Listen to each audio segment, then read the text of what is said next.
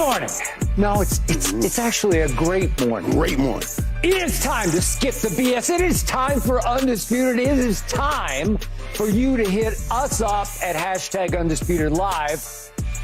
But mostly it's time for me to say, help about them Cowboys. How about winning our 12th straight game at home and yet another explosion at home? This one by the offense, 49-17 over the Giants. We will get to the Cowboys, fact or fiction, in just a moment. But first up, we give you a taste of what's coming up at 10 Eastern with my man Richard Sherman when we talk C.J. Stroud over Joe Burrow. Richard, what you got?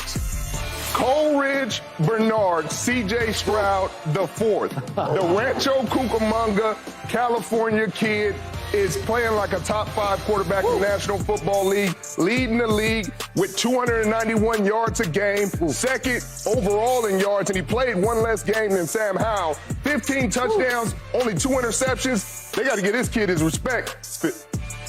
Okay, I'm not sure I can top that, but we will try right here, right now. On his name. Trust me. Okay, first up, let's talk my Cowboys. They're for real despite the lack of quality wins. See, I had to throw that one in there to slow you down a little bit. Yeah, I got it. But they are for real. And if they continue to keep playing, you know, the way that they're playing, no mistakes, and they keep spitting the ball out no matter who the opponent is, the way Dak has been doing things, he's slowly sliding himself into a conversation that about 4 other quarterbacks in the league people are having about right now, and you know what that conversation is. No, we don't. We need you to verbalize it. Yeah, we need to validate it. Right, and speak it out. That conversation is MVP. Uh-huh. He's slowly sliding. You don't even want him, Skip. But he's slowly sliding his name into that conversation, not only based on his play, but also based on the record. You play who you play. I get it. That's all great.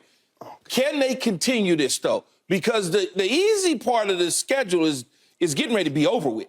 When they go to Carolina next week, it's going to get harder after that, right? They start to play Washingtons and Philadelphia. Those games aren't going to be cakewalks to Bills in Miami and Detroit. It's not going to be Seattle in there. It's not going to be a cakewalk. I think that, but what they are doing is they're taking care of business despite who the opponent is. In the past, the Dallas Cowboys would throw a stinker in there against these type of opponents. I am one to give them their due when it's ready to be given. But I'm not one that is delusional enough to just start saying outlandish things like you and Michael. I want to make sure that they are doing the right things to stay afloat. When you look at the schedule and the teams that they've beaten, the Giants twice. I mean, come on, man, stop. They beat the Jets. We see what that was last night against the Raiders. The Patriots, we saw what that was over in Germany. The Chargers, we saw what that was yesterday. And then clearly the Rams. Take nothing away from that. The 2 teams that they lost to, that was heavy. The 49ers, we saw what they did in real reality when they got healthy, coming back, going to Jacksonville and smacking them, Skip. And then obviously the Philadelphia Eagles and then the Arizona Cardinals. I don't know what that was all about. The Cowboys are on their way. But I want you to slow down. Don't get too crazy. Just slow down. And Key, you're doing a wonderful job of throwing things out, talking about the final results of them without walking through all of them. You know, when you say, hey, you beat the Giants twice, yes, no. We beat the Giants twice by 72 points. You see, we beat them by 72 points. 50-4-0 first half scores. There's a difference. And I know you will start this day talking about, well, this level of competition is competition. This is the NFL. This is the NFL. Agreed. Everybody is good. And everybody out here, let's stop it. Everybody's good. Michael, there is no bad. No, let's stop. And all of you who try to snatch glory from Cowboys Nation's story by dropping things like, oh, my God, it's like Alabama playing Chattanooga. No, it's not. We don't have any Chattanooga. We don't have any garbage teams in the National Football League. Let me tell you what's most important, and don't let people like Key slide you by the reality of life. Everything gives us information. Why are we playing games every week? We're gathering information so we can try to see the amount of determination and motivation each team has to reach its ultimate destination. And what we're seeing right now We watched it. We watched the Dallas Cowboys lose to Philadelphia, and we said, "Oh, that was a close game." But then you watch the Cowboys come out and play the Giants, and what do you see? You see added elements to a team that's growing. You see what Skip talked about, Brandon Cooks coming alive and making plays, going well over 100 yards. You see we sprinkled some confident dust right on Michael Gallup, and he showed up and started playing. Any reasonable man with a reasonable mind will reasonably say, wow, if you add those new elements that you saw this week to what we saw last week against Philadelphia, wow, the Cowboys have something. So asking the question, real or not for real, we already know real, and we're determining how real each week. And we saw an added real yesterday. That's how you look at these football games. Class is in session. Thank you, Clearly, Michael Irvin. y'all didn't hear what I said, but okay. Michael I'm just saying, class is in session. Okay, Keyshawn Johnson, back to you. I will divulge for our audience watching right now that I did spend almost all day Saturday with these two gentlemen making a commercial for this show that should air on Thanksgiving Day on the Big Fox Games. During that long day, I had several talks with this man across from me, Keyshawn Johnson, and we talked about this game and that game, and we finally talked about the Cowboy game. And Keyshawn just threw out trying to jab me a little bit. Is there any way they lose to the Giants? I don't know. So what I'm doing, I'm giving you this. I'm giving you the. When you threw it out, I had to actually realistically deal with the concept of could we blow the game to the Giants? Because we went to Arizona and lost to the Cardinals without Kyler Murray, obviously, with Josh Dobbs now making a name for himself up in Minnesota. But we lost to Arizona. And we did go to San Francisco on a Sunday night, and we didn't just lose. We got annihilated and humiliated 42-10. I give you that. And then a week ago at Philadelphia, in the fourth quarter, we went up and down the field and up and down the field. We had 14 fourth-quarter first downs to their 0, but we couldn't cash. We did get into the end zone one time. We missed on the two-point conversion because Dak looked like he could waltz into the end zone, and he stepped on the out-of-bounds line. He couldn't make that one play that got us over the hump into the national conversation of, uh-oh, here come the Dallas Cowboys. But here's the point. I'm going to echo what the Hall of Famer next to me just told you. It is hard to beat an NFL team as badly as we beat this NFL team when it was at full strength on opening night at its place, 40-0, and then 49-17 yesterday. It's the most combined points margin over a division opponent in Cowboy history. We crushed them. We stepped on their souls yesterday for a second time. And we can do that at home because, as I mentioned as I opened the show, we have now won 12 straight games at home. And check this out. By an average margin over 12 games of 38-16. That's been the average score of those 12 games. Now, think about that. 38-16. That means we're averaging 38 points in those 12 wins. It's a lot of points. It's hard to do. It's called the National Football League. It's not college football. It's not high school football. We have the most firepower, to me, in the league. We are as explosive on both sides of the ball, yesterday offense, usually defense, as any team in the league. And when I look at our depth of receiver, all of a sudden, Michael, some kid named Jalen Brooks that Greg Olson was just raving about on the telecast, he said he saw him warming up. He had to go ask the PR guys, who is this guy? Jalen Brooks, about your size, but 6'2", 210, out of South Carolina. And Dak Prescott, he talks about him. He said, watch that kid now. He's watching this kid. And we raved all week about Martavis Bryant on the practice squad, maybe being elevated by the end of the year. And then just when I thought Brandon Cooks was a complete no-show bust this year, like he just hit the wall, he just had gone over the edge into semi-retirement. Wait, he caught that many balls yesterday? That's impossible. He caught 9 for 173. I saw firepower all over the place because they have the nuclear capability to win any game. And they're about to win, to me, 4 more games in a row because they're going to win at Carolina. They're going to beat Washington on Thanksgiving. It's just a gift. Okay, they're going to beat the following Thursday night Seattle at home. They're going to beat them. They're difficult. They're tricky. I got it. But it's in Dallas. If that was in Seattle, I would be more concerned. And then here comes Philly for the rematch. I sat here a week ago and I told you we are better than Philadelphia. They played better than we did because their quarterback made one more play than our quarterback, but he won't in Dallas.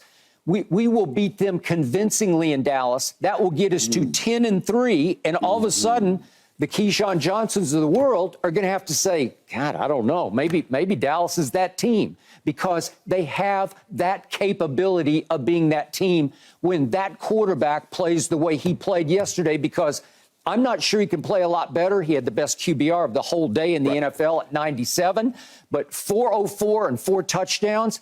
And CeeDee Lamb, Michael, I mean, help me out here. I'm glad you. Is he not living up to 88? Man, Skip, I was going there next, and I know Bishop always come in sometimes when we're in service. And the congregation, you know, the choir just sung a song. And he said, oh, yeah. He says, I didn't know that they were going to sing that song. And it's on the same thing that he preaches about. That's the Holy Spirit. Blessed in the moment. Skip just brought me right to CeeDee Lamb. That's just the Holy Spirit blessed in this moment right here. You see what I'm saying? Because we didn't commune on that, but we're in the same place on that. Let's talk about what we're seeing. There were a couple of times, and Troy, I watched Troy do a football game. And Troy would talk about, I don't understand why Dak is spending time reading his one-on-one. When it's one-on-one, you throw the ball to 88. Stop wasting any time thinking about it. Let's just throw the ball to 88. You mentioned he got 10-plus catches, 150 yards day. 3. He had a 4th yesterday. 3 in a row. That was his 4th. He was tied with me for 3 in a season. He just broke that record, too. I love when 88 breaks 88 records. You see what I'm saying? That just piles on top of the whole thing of the 88. That's what CeeDee Lamb does. Now, he's the point man for this whole offense. This whole offense. It's not the running game.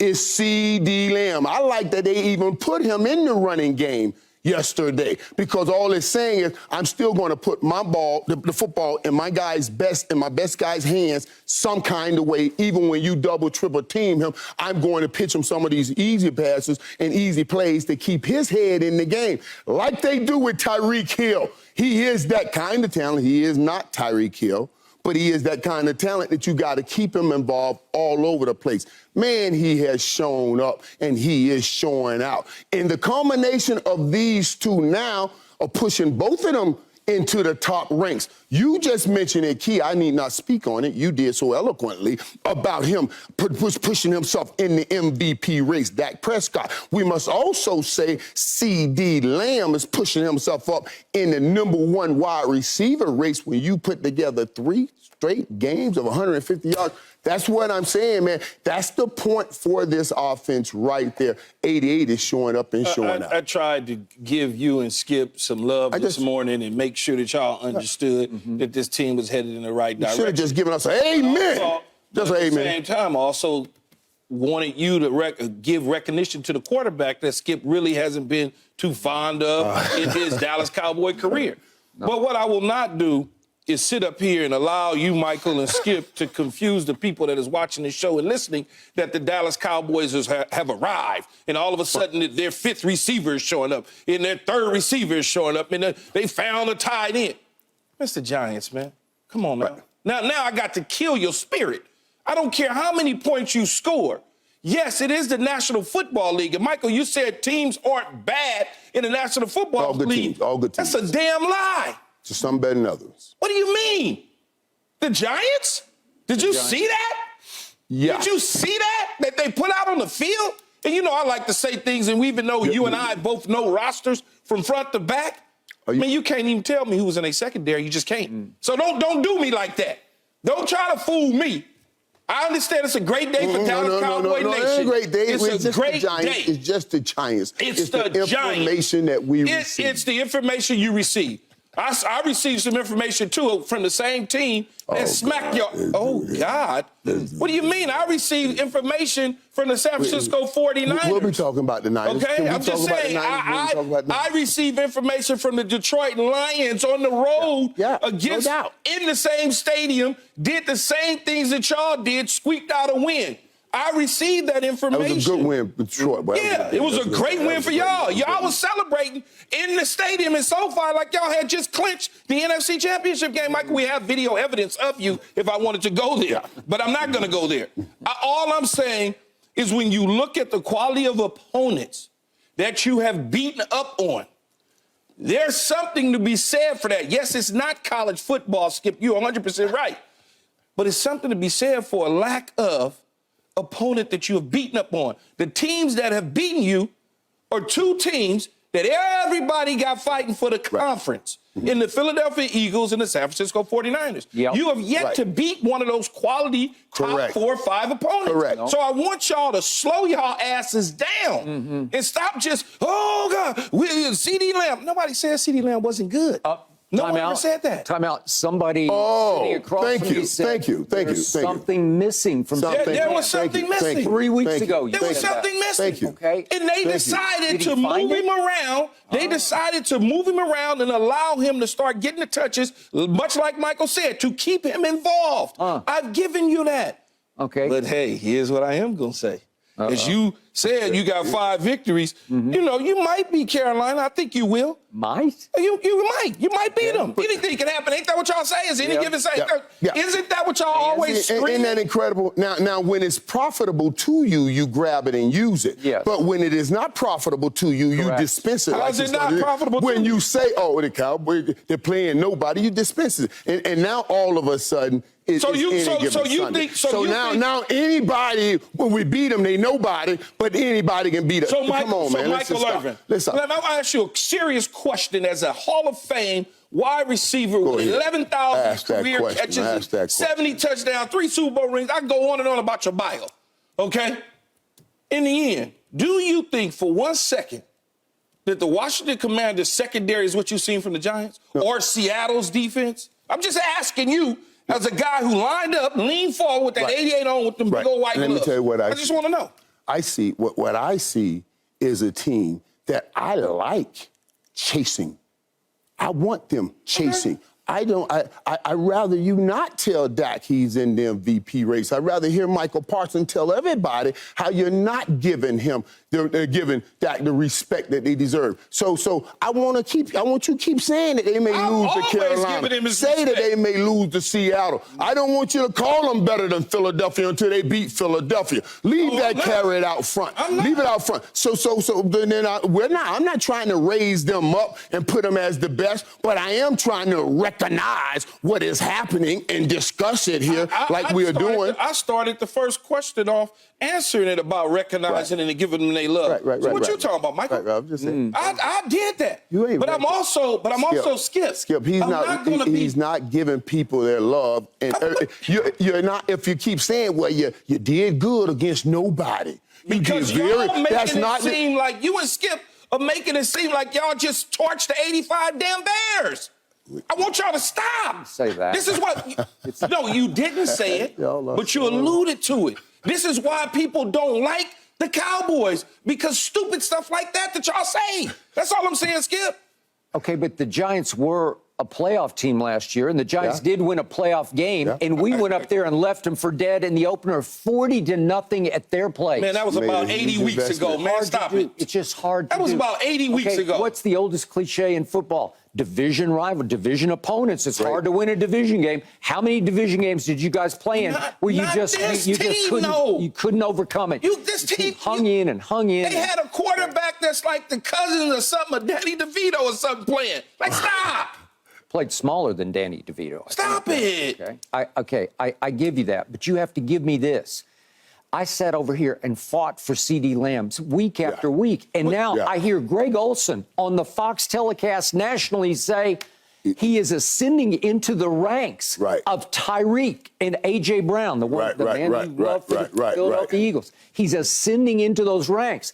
Richard has said, we'll talk to Richard in a minute about this, but he said he's a fringy number one, and now he's risen into the ranks of top 5. Is that fair to say? Top 5? CeeDee Lamb? I don't have CeeDee Lamb in my top 5 receivers. I'm sorry. I just don't. Did you see that first catch that he made? I'm not saying, look. You don't have him in your top 5 win. Wait, back up. You don't have him in your top 5 right now. Over the last few weeks. I just don't. I just told you, this is not some historical. We're going weekly. That's why we talk about information. So you don't have him in your top 5, top 10 over the last 3 weeks. I just don't. Are you watching this? I'm watching everything. I'm not saying he's not good, Michael. You're making it sound like because he's not in my top 5, he's not good. That's not what I'm saying. He's just not top 5. For me, if there's 10 people on the board and they say you need 5 of them, I'm not taking CeeDee Lamb. That's all I'm saying. That's okay. Okay. I don't mind you saying it, but it has to make sense. It has to make sense. You can't say, that he's the best. He's playing the best the last 3 weeks, but he still hadn't ranked in your top 5 in the last 3 weeks. Hey, who's played better? I'm not looking at the numbers. Okay? Because if I took Devontae Adams and I slid him into that role that CeeDee is playing against the Giants, okay, then what would his numbers look? I can't look at the numbers. I'm not saying CeeDee's not good. All I'm saying for me, he's not my top 5. Okay. All right, lay it on the line. I can't even get into that. Okay, Keyshawn, I have laid it on the line. I say Dallas wins its next 4 games, including Philadelphia at home on December 10th on a Sunday night. No, they're not going to beat them. Okay, they're not? They're not going to beat Philadelphia. So I got Dallas at 10-3. What do you got them losing a couple of these next 4? You got them losing to Seattle? I got them beating Carolina. Washington, they probably wind up beating them. Seattle, Philly, it gets tough for me. Once you get to Washington, that is different than the Giants. Okay, so you got Washington beating Dallas, then Seattle beating Dallas. No, I didn't say that. Seattle beat them. Philly beat. Y'all got to go to Buffalo, Miami. I'm just going through Philadelphia. I got them 10-3. I got them losing to Seattle and Philly. Really? Yeah. Okay. So I got them going 2-2 in the next 4. You got them 8-5. 2-2 over the next 4. Yeah, 8-5. Okay. I'm on record 10-3. I think you're on record as 10-3. We stand by it. We'll get back to it. Continual growth. With this continual growth. Explosive. But up next, speaking of rookie explosive, Lord have mercy, C.J. Stroud? Yeah. MVP? Seriously? Yeah, seriously. Not if he's key. Thanks for watching, Undisputed fans. Do you want more highlights from the show? Make sure to click that subscribe button for all the exclusive content from Undisputed.